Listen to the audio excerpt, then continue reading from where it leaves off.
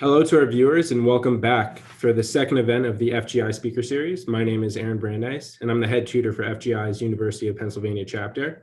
The format of the event is going to be the exact same as the last one. Dr. Magerman will speak for about 20 minutes. He'll tell you a little bit more about his background and he'll pick a topic of his choosing and speak about things he's learned along the way in his very successful professional career, his philanthropic career, and other ventures he's currently involved in. And then at the end, we're going to do some Q&A, and it's going to be a little bit more extensive this time. So please feel free to text me throughout the event any questions you may have. And for those of you who are new to the FGI family, welcome. We are a 501c3 nonprofit organization founded by Wharton students. We teach high school students in urban communities about the power of investing. We bring classroom lessons to life by providing students with real money to invest. In our program, high school students come to college campuses where college volunteers teach them about the power of long-term investing. And today we are delighted to have Dr. David Magerman as part of our summer speaker series. David is a co-founder and current managing partner at Differential Ventures, a VC firm that provides early stage funding to B2B enterprise technology companies that have a unique advantage in data and machine learning. Previously, Dr. Magerman spent 2 decades at Renaissance Technologies, which is largely regarded as the most successful quantitative hedge fund of all time. And he's been there and he was with them since the early days and played a major leadership role in developing their estimation software. Dr. Magerman is also a restaurateur, and he's opened up a number of kosher restaurants in the Philadelphia area, and he's also a committed philanthropist. He holds a PhD in computer science from Stanford and 2 undergraduate degrees in mathematics and computer science from the University of Pennsylvania. Dr. Magerman, thanks so much for joining us, and the floor is yours. Happy and honored to be here. Thanks for inviting me. And I'm excited to talk to the students involved in your program. When I first heard about first generation investors, it really resonated with me because I'm also a first generation investor in my family.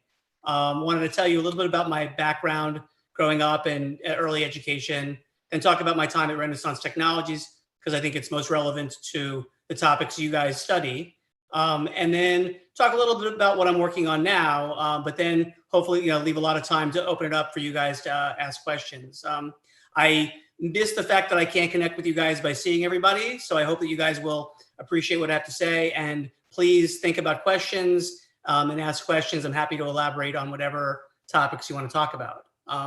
So as I said, I'm a first generation investor. I grew up in South Miami, an area called Kendall. My father was a taxi driver. My mother was a secretary, and neither of them went to college. And we struggled with money. And I knew growing up, my parents focused on education and really pushed me to be a good student and to learn. But I knew that I wanted to do better than my parents did, and really worked hard to improve my lot in life from where they were. And when I ended up going to University of Pennsylvania, it was a real novel experience for me because my parents, like I said, didn't go to college. And I remember kind of vividly when I was a sophomore in college, my father passed away when I was a freshman. And I was asking my mother some advice about a company. There was actually a Wharton graduate who founded a company in Philadelphia and offered to offer me a job to write computer programs for the company if I drop out of college. And I was asking my mom some advice at the time, and she admitted to me that I had exceeded her life experience as a 19-year-old in college, and she really could no longer give me any advice on what to do with my life. And I really needed to focus on the mentors that I had around me at Penn, the professors and advisors there. So I think it's great for you guys all that you have access to people at Penn and other schools like that who can advise you, especially if you're first generation investors, and maybe there are some things that your parents don't have so much direct experience with. As I said, the focus of my childhood and my early years was about education, and my parents impressed upon me that I should learn whatever I could and really focus on achievement in education. And when I got to the end of my undergraduate education, I decided to go to graduate school, but I really wanted to work. I really wanted to build things. And I was as much an engineer as I was, and I studied math and computer science, but I didn't really view myself as a scientist. I viewed myself as an engineer. And I focused my time in grad school in building computer systems. I know for you guys now, computer systems are like, soup. They're like on the street corner. It's like nothing special. But back when I was a kid growing up, I got my first computer in 1979 when I was in elementary school, and computers really weren't a thing when I was growing up. It was like a real oddity. In fact, I was kind of ostracized as like I was kind of a nerd. I'm still kind of a nerd, but I was definitely labeled as a nerd because I liked computers at the time, and computers really weren't a thing. And I still got into them, and I learned about them as an undergraduate, and then was studying computer science in graduate school and trying to make computers understand language and think, artificial intelligence. Again, things that you guys think of all the time, Tesla and self-driving cars. I'm sure you guys are all familiar with what's going on in the world with automating different things that people do. But back in the 80s and 90s, it was a real novelty. And frankly, it wasn't really possible. Computers weren't fast enough, and there really wasn't enough data to do the kind of things we're doing now. The internet didn't exist. Think about that. The internet didn't exist when I was working in computers in the early days. So it really was the Wild West, or really kind of like, the frontier for computer science. And I was just trying stuff out. And I really didn't have a career plan. I was going to become an academic. I tried to become a professor, but no one wanted to be, poor me. So I ended up stumbling into this really weird job where these guys who worked at a quantitative hedge fund were looking for someone with my computer skills to help them with computer science. It was founded by a famous mathematician who did some really complicated stuff I don't really understand in computer science and mathematical theory in the 70s and 80s. And he used his mathematical skills to build a company that studied how prices changed in the markets and tried to build mathematical models to understand them. And basically, he had a lot of what he wanted to do already built, but he didn't have a lot of computer science engineers to help build it. So it was, and at the time I joined the company, they were trading in some markets. They were trading in, you guys know about bonds and currencies and stock index futures, but they hadn't figured out how to trade in the stock markets.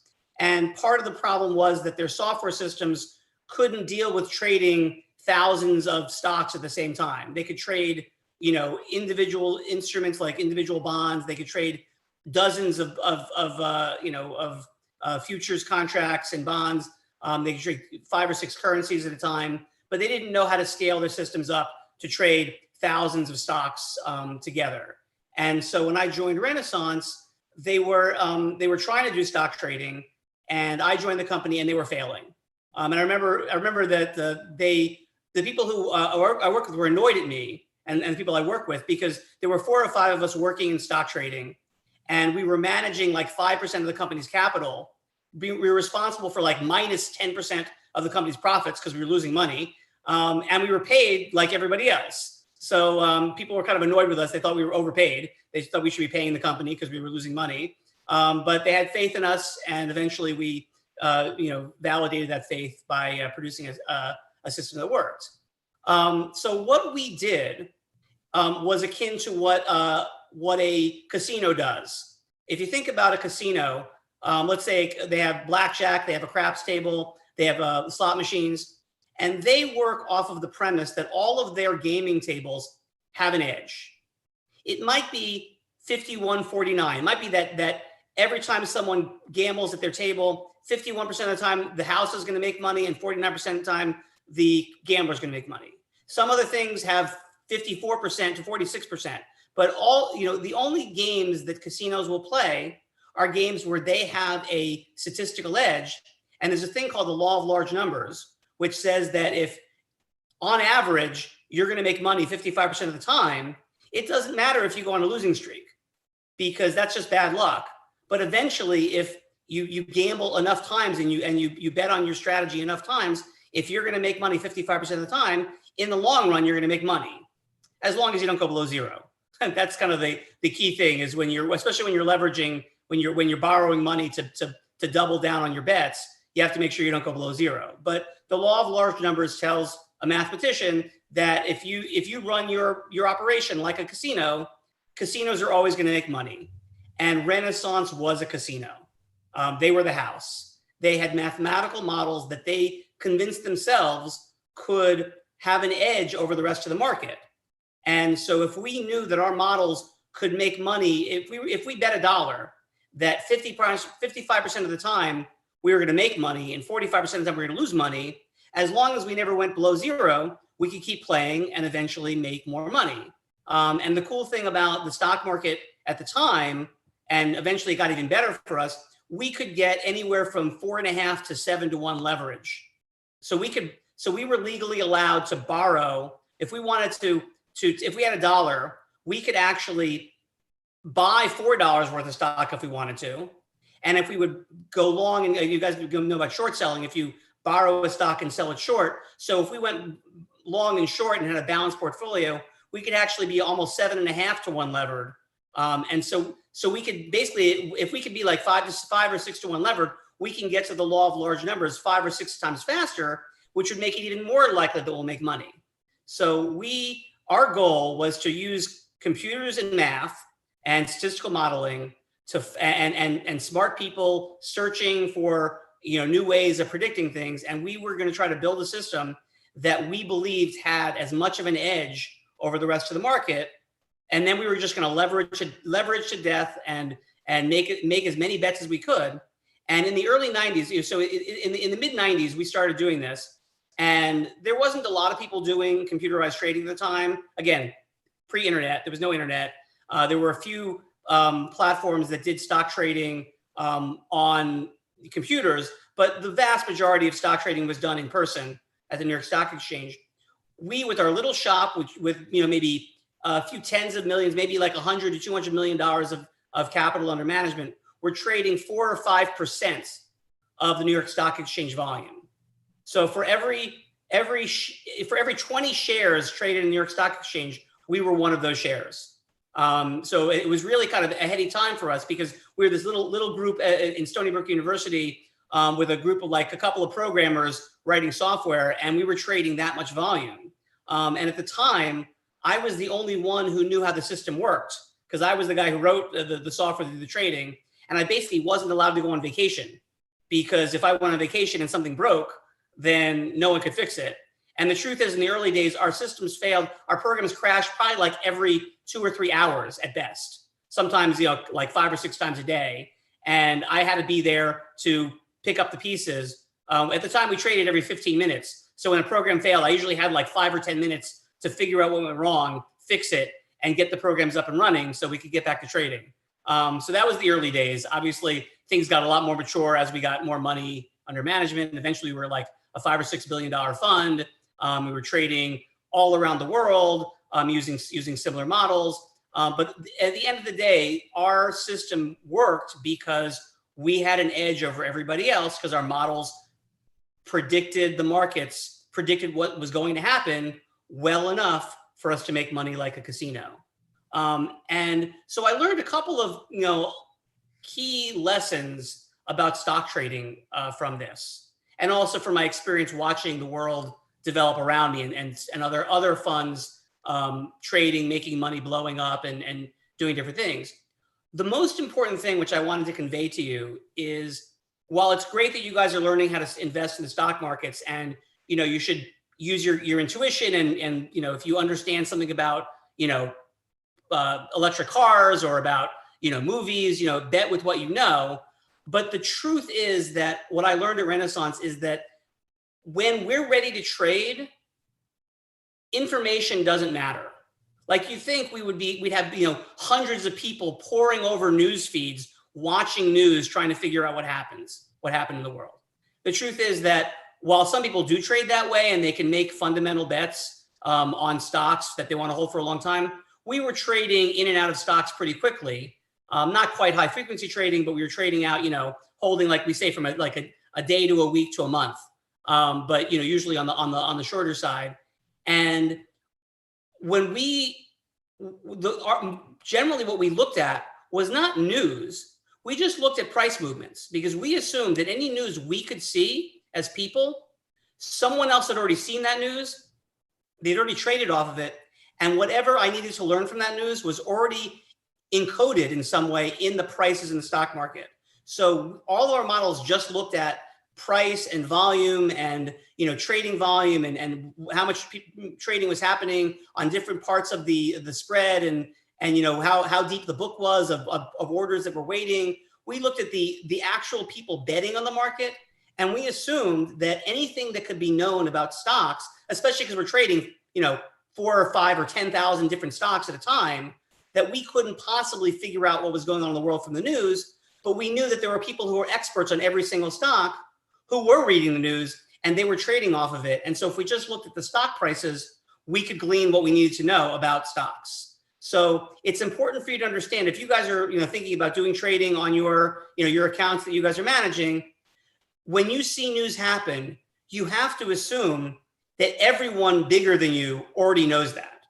So you can't assume, oh, there's just been news about Disney, I'm going to go trade because Disney's going to go up because of that news. No. Everyone who trades Disney already heard that news, minutes to hours before you did. They've already traded off of it. And if they're going to buy Disney stock based on that, the stock price has already moved up to where that news reflects the price should be based on that news. So you want to be thinking, not so much reacting to individual news or immediate news, but thinking long-term about what it means. A lot of times people overbuy things and stock prices go up more than they should based on news. And if you could think, wow, they've overreacted to this news, and tomorrow they're going to look at this and say, wow, this is really dumb. We shouldn't have bought this stock. We shouldn't have bought Disney. Then you can use that intuition to say, hey, I'm going to bet against Disney because it went up too much. And that's kind of the kind of thing we would look for as people over betting, and we call them reversionary signals. If we saw a stock going up too much, we would sell it, and especially looking at it relative to its industry. But basically, we learned that information news is not what you think it is. Eventually, we figured out that there are ways in which news can be useful. Like I said, if you see some big news happen and then you see a stock go up a lot, the combination of that news and the stock going up might mean it's going to go down. So positive news about a stock may actually be a sign a stock's going to fall. And so that's where it's kind of like, that's why using computers and math and statistical models to bet in the stock markets is sometimes better, because human beings think a certain way, and all the traders out there are human beings. Well, these days, not as much, but there are a lot of human beings behind the trading going on, and you want to be thinking ahead of them. And you can't get ahead of them with information because they're going to beat you to the information, but you can get ahead of them by thinking about their psychology and thinking how you can game their thinking and then kind of reverse engineer what they're doing. So that's one thing that we learned about the markets that really were key to me understanding how I should view the markets. And just, I usually mention this at the end, but I don't own any publicly traded stocks. I probably have less than 1% of my overall net worth invested in publicly traded stocks. And the reason I do that, and I'm not recommending that, God forbid, you should learn about the markets, and most people in the world do invest in the stock market, and it's a good thing for retirement and for long-term planning to be invested in the stock markets. But I understand from my experience at Renaissance, and also by seeing other companies like Renaissance blow up, that the values that companies have in the stock market, sometimes they're based on the value of a company, but a lot of times they're based on some market player choosing to buy a lot of a company or short a lot of a company for reasons that have nothing to do with that company. A lot of times companies will use kind of what we call boring stocks. So let's say you have like let's call Microsoft, for instance, a boring technology company, or IBM. They're old companies. They're not so volatile. They're not going to double in, well, they've gone up a lot lately, but they're not typically going to double in price. They have low volatility, but they're representative of the technology industry. So if the technology industry is going to go up 20%, Microsoft's probably going to go up 20%. IBM's probably going to go up 20%. And let's say you have some really cool, volatile new technology company that you want to buy. I mean, Tesla's a bad example, but it's not really in the same industry. But let's say you have a Tesla-like company that's new to the industry, that's really a high flyer, and you want to buy it. But you don't want to take the risk that technology stocks are going to tank, because you just think that the company you're betting on is going to go up a lot more than everybody else, not necessarily go up, if technology goes down. So what you might do is you might buy that stock and short IBM or short Microsoft, and that way you're covering your risk that technology stocks, the whole industry is going to go down, but you're still going to bet on your high flying stock that it's going to go up. And so a lot of times when you look at the values of stocks, sometimes they don't reflect the value of the company. They might reflect the fact that there's some really big hedge funds out there that are going long a bunch of volatile stocks in the industry, and they got to short somebody. So they're going to deflate the value of these boring stocks in a way which is going to affect, if you own those stocks and they go down in value, you're still going to lose money if you have to sell the stock, even if, there's nothing fundamentally wrong with the company. And, we learned this because there was this period of time in 2008 where all of a sudden, almost literally, every quantitative hedge fund in the world started losing money. And not just like a little bit of money. Like Renaissance lost 20 times more than it ever lost in its history. And it was losing money every day. And it was such a bad run that if it went on for another week, we would have gone out of business. And a bunch of funds did go out of business. And long story short, what ended up happening was there was some big hedge fund that was like Renaissance in some ways that went out of business and they sold off their whole portfolio. And they did it in a really clumsy way that caused all of these boring companies that everyone was using to short, to hedge their exposure, to go up in value because this fund was buying them all back. And so there was this huge mispricing of all these different instruments that happened for a few weeks, or maybe a week for 2 weeks, that affected every quantitative hedge fund in the world that used similar models. And when it stopped, we made all of our money back, most of our money back. But there was a period of time where we were losing like over $1 billion a day. We were losing over $1 billion a day. I mean, think about that. And it was all because of this phenomenon that hedge funds push prices of instruments around in ways which don't reflect their fundamentals. And if a big fund decides to dump all its stock, then it's going to have the market's going to have a problem. So that's the main reason why I don't feel comfortable investing in stocks, because I'm not looking. If I was looking to be a long-term investor, it doesn't really matter when you get in. You hold stocks for 20 years, and then they're going to move where they're going to move. But I don't like to be an active trader in stocks because I feel like their values are manipulated. So what I'm doing today is I'm doing something which leads into publicly traded stocks, which is I invest in early stage companies. It's called venture capital investing. A variant of it is called private equity investing. Basically, I invest in companies before they're big enough to become traded in stock markets. I effectively loan money to companies in exchange for stock eventually. Either I get stock immediately or I get stock eventually. But basically, I'm betting that the companies I'm investing in, combined with my background and my partner's background and the help we can provide them, will eventually lead to them being successful, either being bought up by a bigger company or going public and becoming a publicly traded stock someday. And I hope that in a few years, 5 years, 6 years, the investments I make today will be worth 10 times, maybe even 100 times what I invest in them now. And so my goal is to invest in companies doing things that I understand deeply. So we invest in companies that do computer science, that do machine learning, artificial intelligence, statistical modeling. And I help the founders improve their companies. A lot of times they don't need my help initially because they're good at what they do, but eventually down the road, hopefully they'll need my help and I'll be useful. And the hope is that down the road they'll eventually go public, and I'm going to sell their stock because I don't like to own publicly traded stocks. But I'll be happy to have help them be successful and make money in the process. So that's what I'm doing now, and that's really all I wanted to tell you guys. Happy to field whatever questions you have about any aspect of my experience. Also, do run restaurants, not as a business, community service. I'm an Orthodox Jew, and I like to provide kosher food for my community. So really bad time to be a restaurateur. Happy to talk about, well, not so happy to talk about that, but willing to talk about that.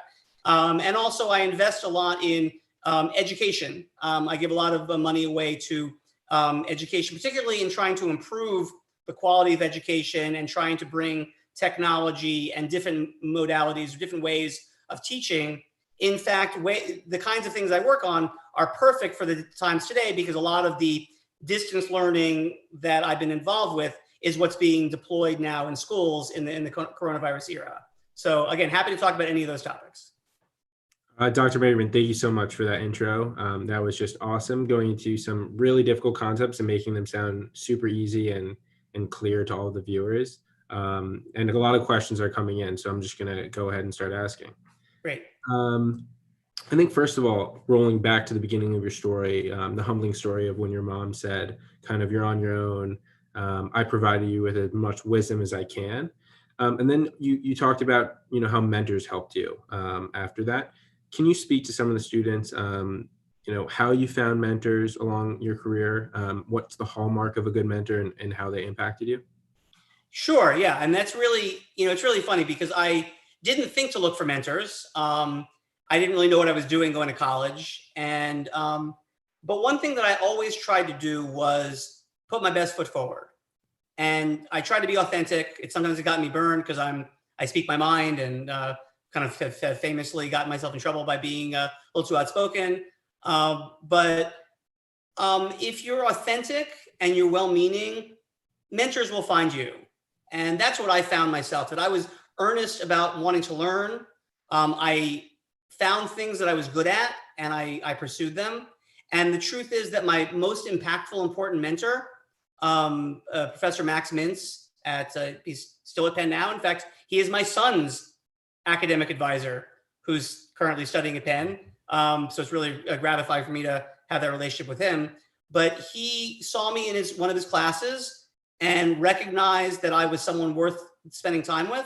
And he pulled me aside and invited me to get involved with work he was doing, and kind of like held my hand through college and guided me to introduce me to the right people. But it wasn't, I know there are a lot of people who, can tell stories about them being aggressive and pursuing professors. And I certainly had, established relationships with professors who I thought were interesting and talked to them after class and tried to, get involved with what they were doing. But I think the important thing is to be someone who is worthy of mentorship. And if you put yourself out there as someone who is open to criticism and open to education and is earnest and just show yourself to be someone who's worth a mentor spending their time with, then mentors will find you. And actually the right kinds of mentors will find you. So that's really my experience really throughout my career, was just kind of stumbling into finding people who saw that I could be valuable to them if they would just help me get a little better about what they knew about. And that managed to get me to where I am today. Thanks, David. That's great advice. I guess the next question that's coming in along these lines is, you're someone who's been on the cutting edge of technology, like you mentioned, since the beginning of the Wild West of computer science, now with differential ventures. What are some of the technologies you're most excited about that you think are going to impact us in the next decade? Yeah, so I'm it's funny because I invest in data science companies that do AI and machine learning, and I am the biggest skeptic about what the ceiling is about machine learning and AI. Computers don't think. Computers don't understand. They mimic human understanding. They mimic learning, but ultimately they're silicon. They're computers, and they do what they're programmed to do. And so I think that the technologies I like to invest in are the ones that are taking solvable problems that are solvable by AI, and building good well-engineered versions of software that does that. An example is Renaissance Technologies. We were not trying to predict the future of where a stock was going to go.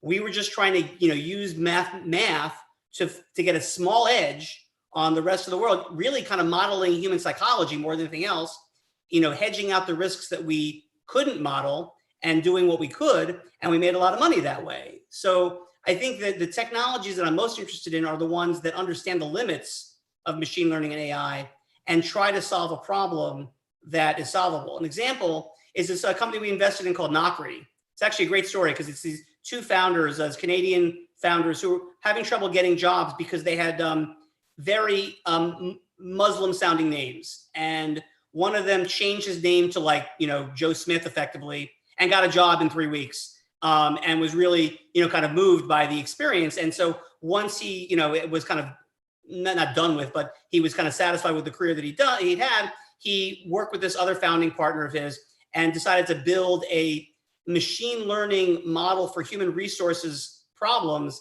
that was designed to be unbiased.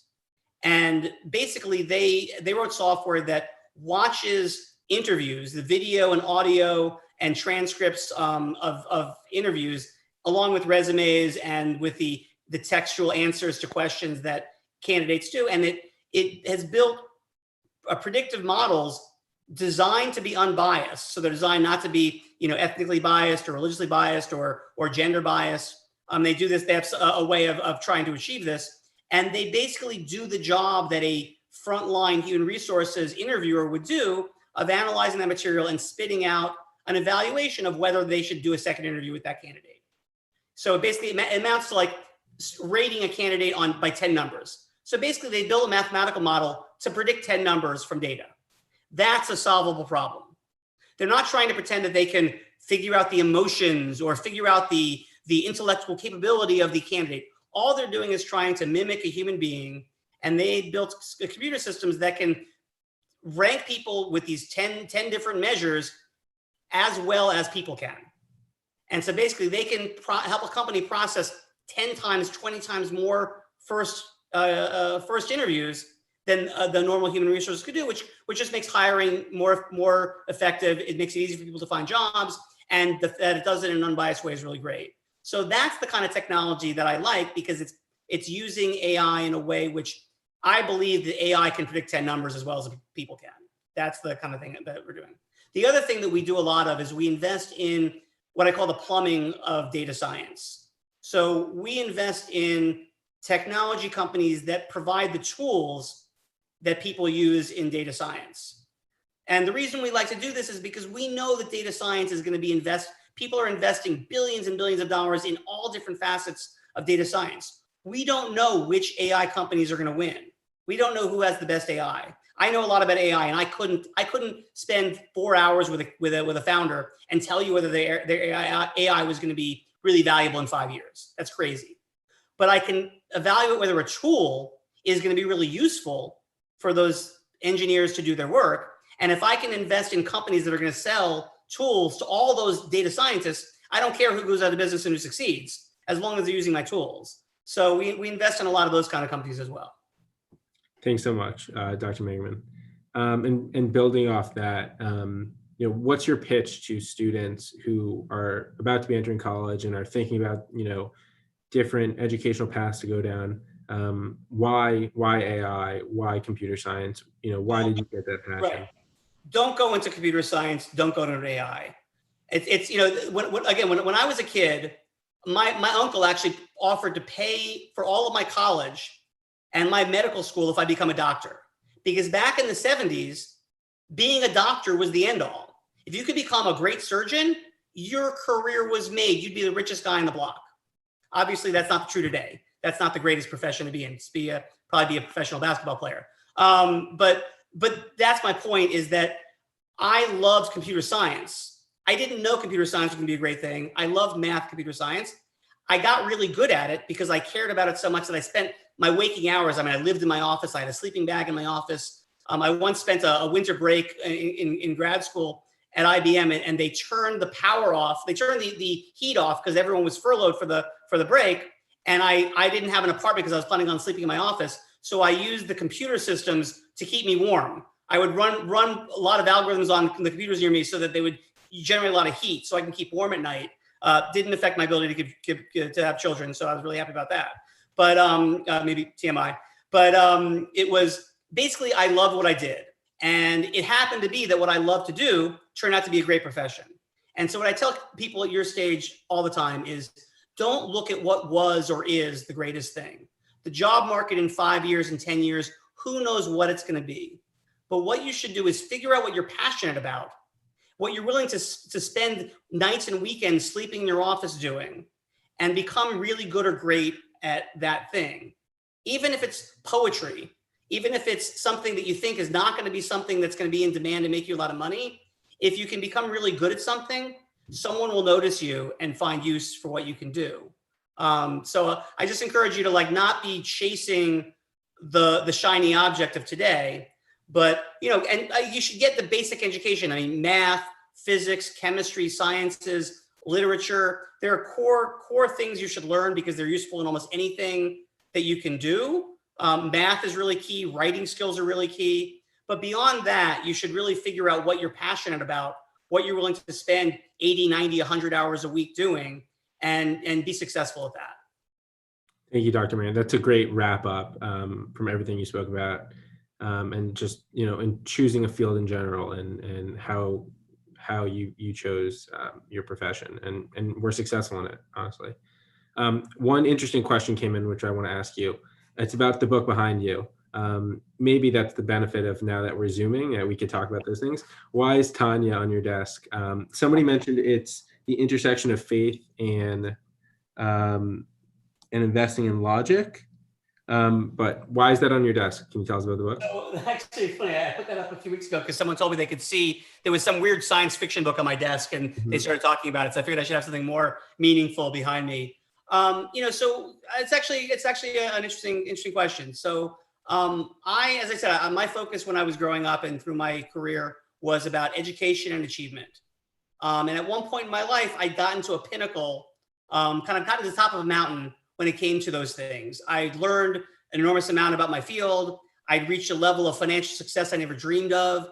I was second in command of a company where my bosses were the co-CEOs of a company that was incredibly lucrative. And I had this great career ahead of me, and I found I was unhappy. And I would say I was miserable. And I realized that, I didn't realize at the time what the issue was, but I was kind of in a soul-searching mode. And eventually I found, God and religion, and not in some kind of proselytizing where I'm not trying to convince everyone to become religious, but that I realized that I was missing the point of life. And having spent all my time learning math and computer science and not learning anything about community and friends and not learning about the meaning of life, I was missing out on something. And so I have the luxury now because I made a lot of money and I run my own business. So it's not like everyone has the freedom to do this, but I spend a few hours a week studying Torah and studying some of the teachings of the great rabbis. And Tanya is the teachings of the Alter Rebbe, who's a famous, very brilliant Torah scholar who introduced a certain kind of mysticism to the general population, general Jewish population. I study it because I find that it helps me connect to things I can't possibly understand. And I think the humility that you get from acknowledging that there are things about the universe that human beings can't understand, the same way that an ant can't fathom an airplane. That there are things, that by immersing myself in topics where it's beyond me. I know it's beyond me. I'll learn what I can about it and I'll digest what I can about it, but I have to acknowledge at some level my brain will not be able to figure it out from first principles. I find that kind of learning to be really valuable for me and kind of an antidote to kind of the way that Americans view the world and view the scientific nature of things. Well, that was a better wrap up than I could have possibly imagined. Dr. Magerman, we're out of time, but thank you so much for touching on such difficult topics and again, making them clear. And now, from computer science to finance and to the meaning of life and your own personal journey with that. We really appreciate your time and your energy here. I appreciate the opportunity to talk to the students. I wish I could see you guys, but maybe another time. And I wish you guys all good health and success and achievement in whatever areas you want to accomplish. I think what you're doing is great by being a part of this program, and I hope that you get a lot of value out of it and find value in the things that you do in life. Thank you, Dr. Magerman. Okay, thank you.